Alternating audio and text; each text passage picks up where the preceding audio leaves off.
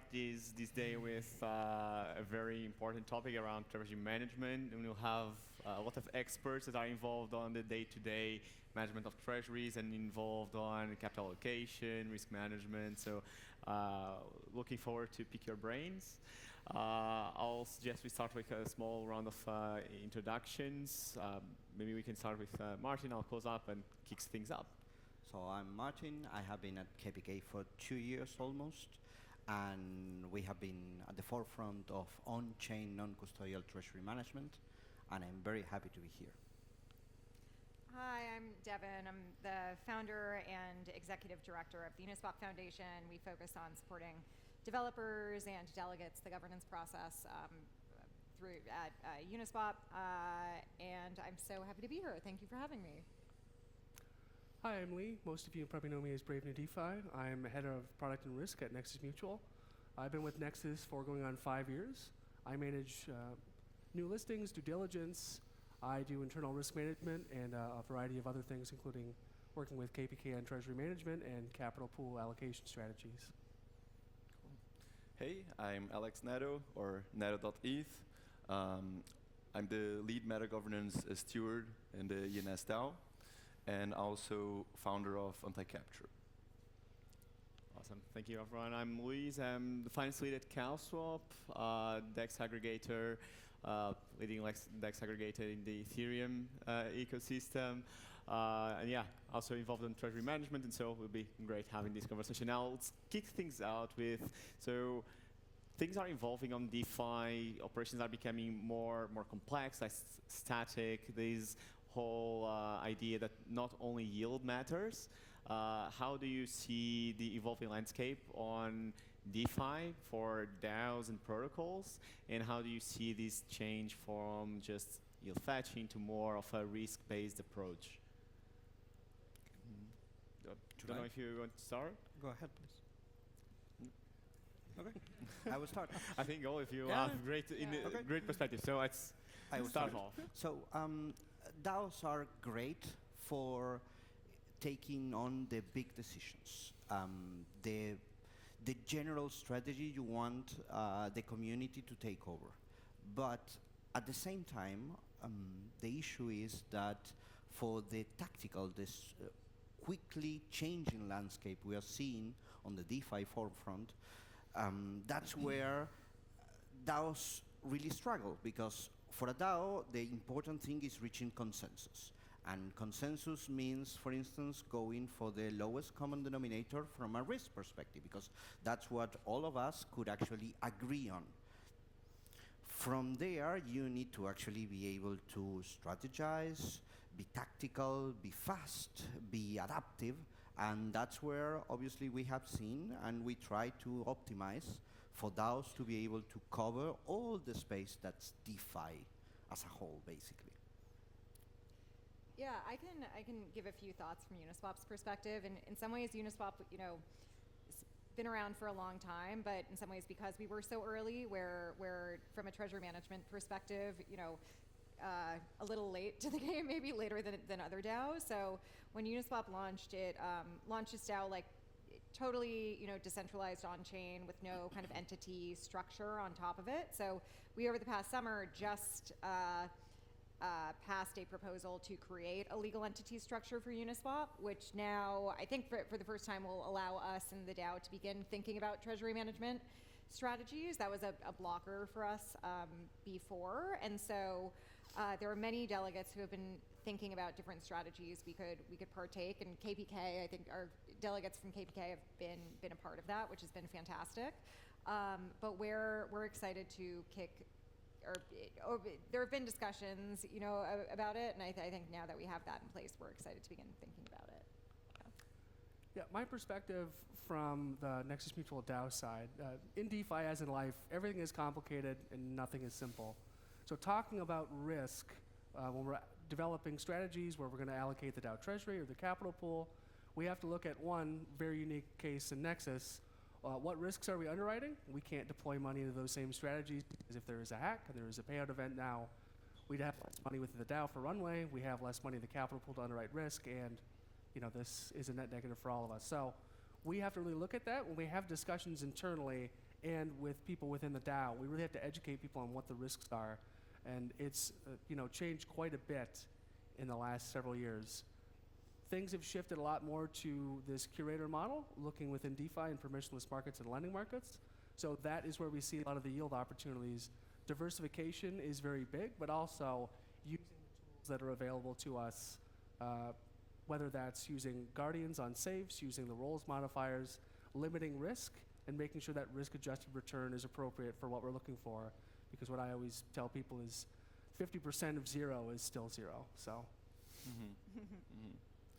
Well, from the ENS perspective, the protocol, the product started maturing more and having more revenue until a point where it made sense investing the treasury, and it became also part, like a relevant part of the overall income. And I think our IPS aligns really well with also the ethos of Ethereum. I think one example I can bring is we have less allocation on Lido because of the concern of one protocol having like 33%. And so from our perspective, we also take broader consideration on the ethos, on the management itself. And I think another thing I want to highlight is really the tech behind it. So Zodiac models, I think it's super cool to really allow non-custodial management, right? Because you have the manager being able to execute all the different allocations and really granularly like setting the parameters, and so that was I think it works great, the current setup, and we'll talk more about later some of the IPS details as well.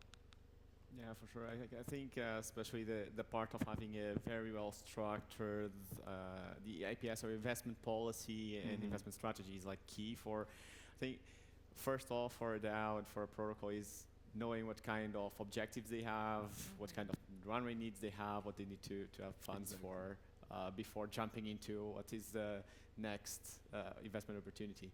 Also, it was interesting to know the topic around like having a legal entity and these. Yeah. Especially for a few years back, the whole regulatory uncertainty of trying to manage a treasury without having something incorporated was complicated.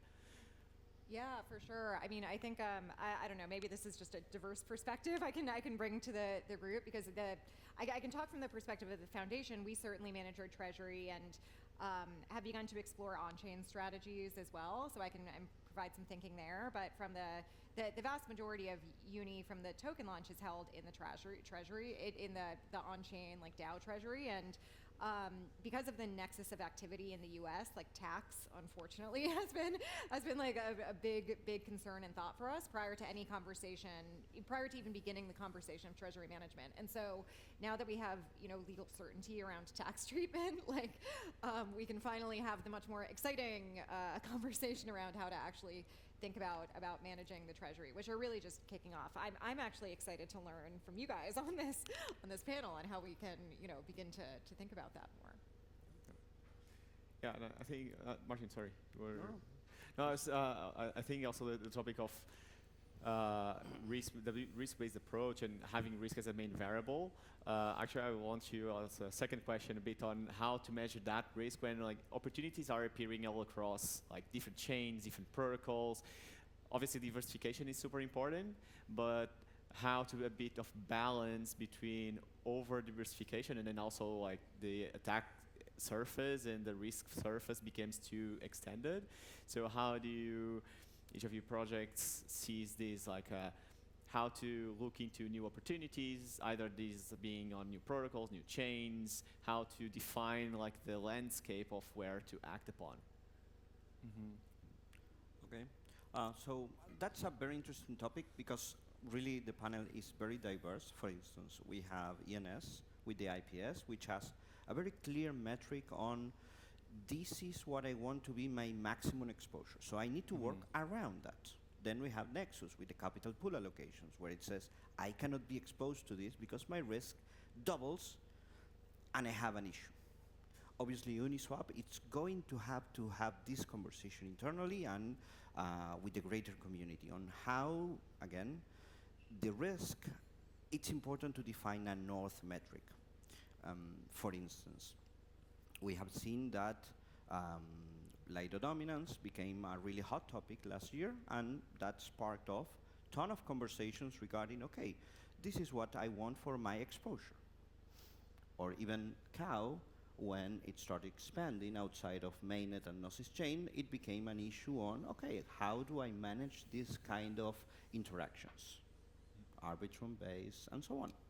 So it really depends on what the project is trying to achieve. That's, I think, one of the easiest kickoffs for the initial conversation. You're not going to solve everything in 5 minutes, but at the very least, you have this very nice North Star.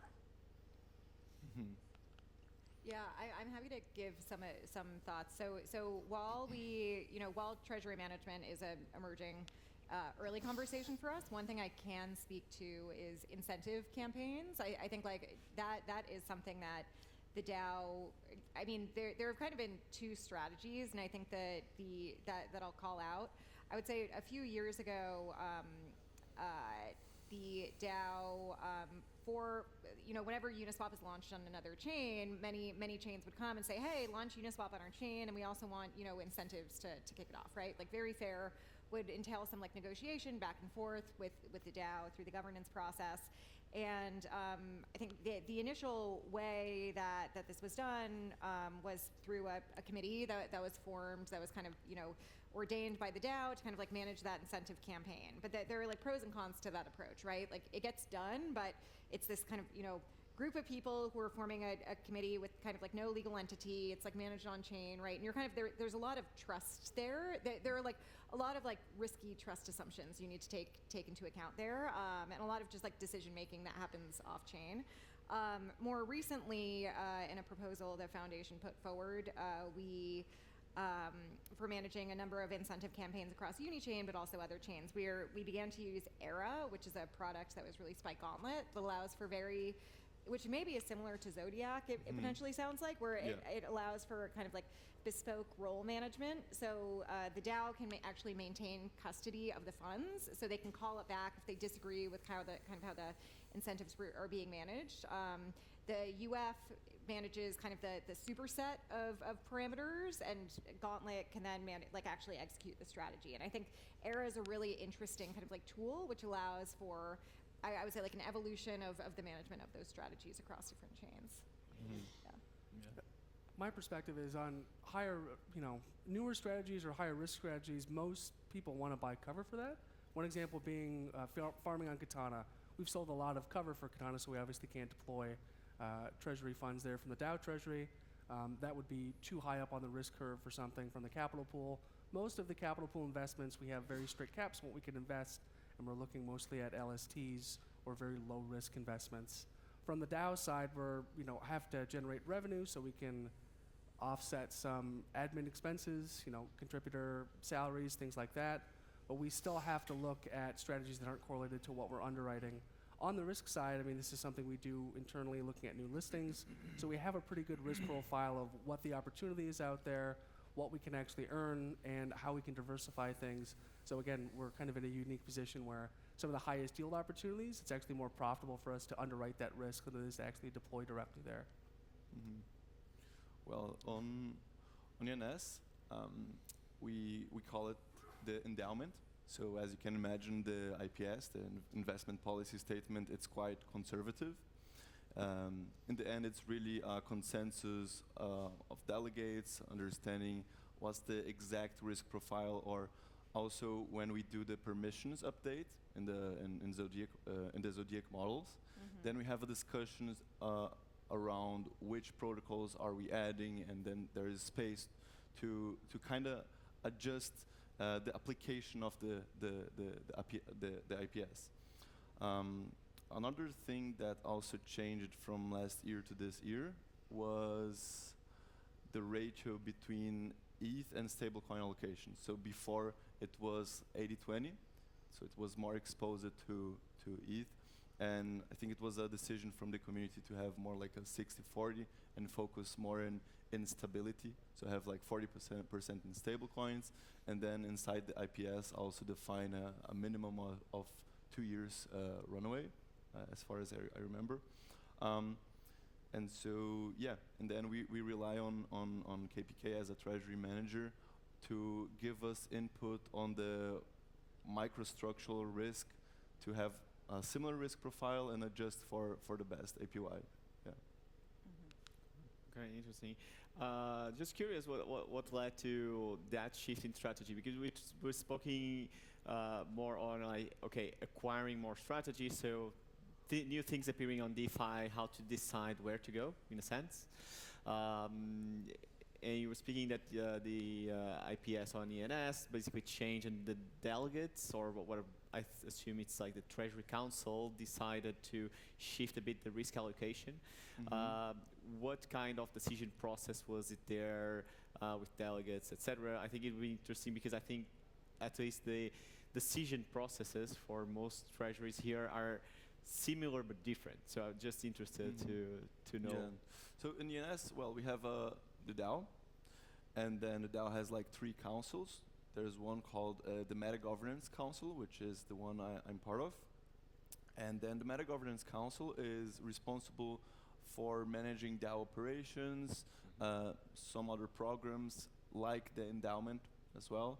And so the Meta Governance Working Group creates this consensus, gather the consensus of delegates, and then organize it operationally with KPK. So it was a discussion happening last year for us to be more conservative, and well, 80% ETH is less conservative than 60% ETH if we really think about a long-term strategy for ENS, right? And so that was the decision making, or that's kind of like the structure in which we take decisions for managing the endowment as a community. Very interesting. Yeah, and I think like especially managing the community token holders, and then also like the treasury managers, either if they are internal, then maybe on Nexus is more like an internal treasury team that takes these decisions, versus like treasuries like, for example, at Cow, that it's a joint treasury with Karpatki's hand. So yeah, getting these the strategy to move down to the operations and to day-to-day is for sure like a challenging thing. And so you were talking about Zodiac role modifiers, you were talking about ERA, so of this idea of trying to either automate or limit the space of permissions of treasury managers in a sense. How do you see these features, and also like the kind of hidden costs in a sense of the active treasury management, right? Because one thing is for a DAO to simply pass a proposal, decide to have like a token position on some protocol, and it's a completely passive activity. And then you end up on the issue that Netrim was mentioning of velocity when something goes wrong, like unfortunately we saw recently. But yeah, so how do you see these needs for these like more advanced modules, permissions, etc.? And actually, how do you think about, okay, what kind of costs there exist onto having an active treasury management? Okay, I can start here. So I believe that this is actually 2 things. One is execution, basically. So how do we make this work? How do we make it non-custodial with CRM, with ERA? How does, for instance, the endowment decide an all-star, and then in agreement with the delegates, it creates a strategy that KPK enacts. That's execution. And then you have automations. How do we make it easier on a day-to-day basis to take these decisions? How do we enact on a crisis? How do we work towards that? And it really depends, as I was saying before, it really depends on the North Star. What you are trying to build, what the projects are trying to build, it has an underlying decision, even if it's not conscious. So part of the work we try to do is work with the protocols, with the communities, with the DAOs, to be able to synthesize that unconscious or conscious decision. What's the purpose? What's the endowment purpose? Does it do? Does it funds public grants? Does it funds salaries, operations, like what it happens with Nexus, for instance, that it needs to account for the operational burden. And that's part of what we try to build. There is no one solution fits all, and that's the whole idea. Mm-hmm.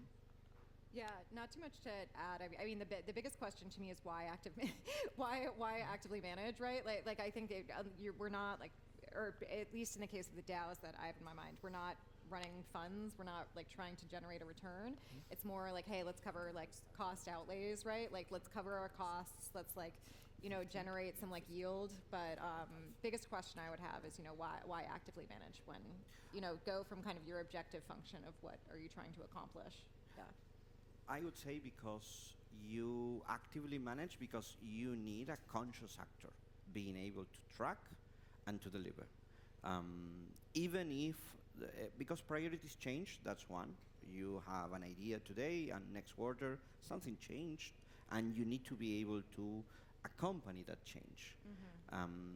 But the reality on DeFi, and that's the whole idea, is that it's a rapidly evolving landscape and you cannot just be passive. That's the reality of it. Mm-hmm. Not right now, not at the stage we are on, basically.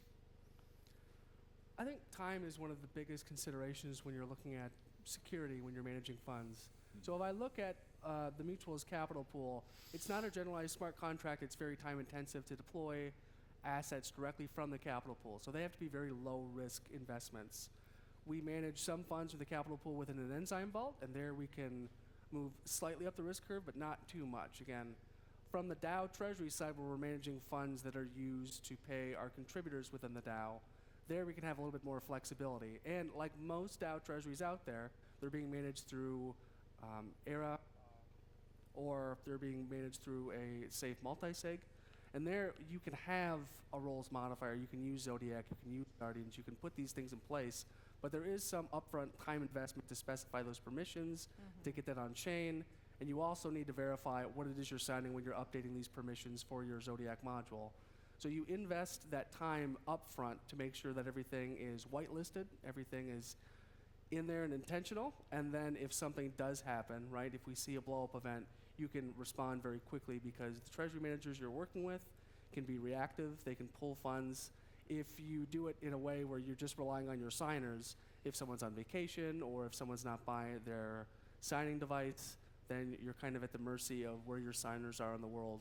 And when things really go sideways, that can mean considerable losses for the DAO. So I think time is one of the biggest constraints. There's a lot of tooling that we have now that we didn't have, let's say, 2 or 3 years ago. So it's getting better, but multi-sig security is still one of the leading causes of loss within DeFi. But we are seeing more improvements there, like with SEAL's framework they recently released for treasury management and for multi-sigs. So there's a lot more improvements coming there. I think seeing that standard and more of this tooling come out will make it a lot safer to deploy funds within DeFi for DAO treasuries. Good point. Yeah, I'll say Zodiac models and IRA, for example, take a lot of this risk off. Then you only have more of the risk of not being able to do an operation right now, but not like loss of funds effectively. So I think that was a pretty cool, again, shout out to this product and developers because it's a really awesome piece of code. For me, a hidden operational cost is the call data verification. That can become really, really complex in some of the updates. So this last policy update request we did was number 6. We added a couple of protocols, and the call data is huge. It's huge.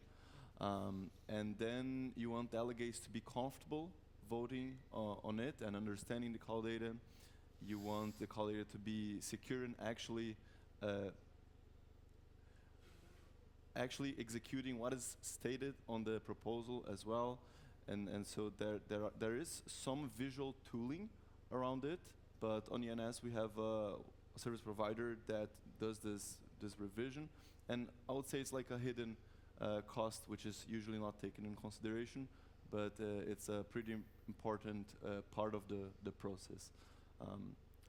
Also, like from KPK, preparing the call data, then reviewing the call data, then making sure delegates are comfortable voting on it and it matches the proposal.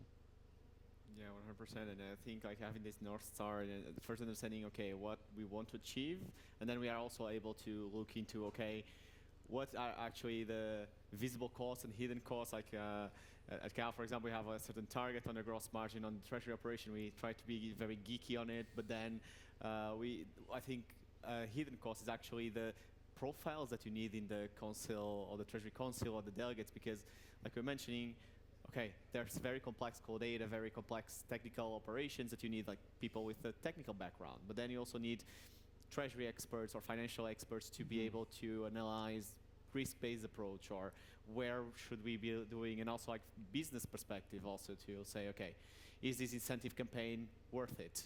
Is this really going to with our North Star either metric, TVL, volume, wherever. So yeah, it's managing treasures is a interesting challenge, but not an easy one. Yeah, definitely. I would suggest like a last question to wrap it up on these.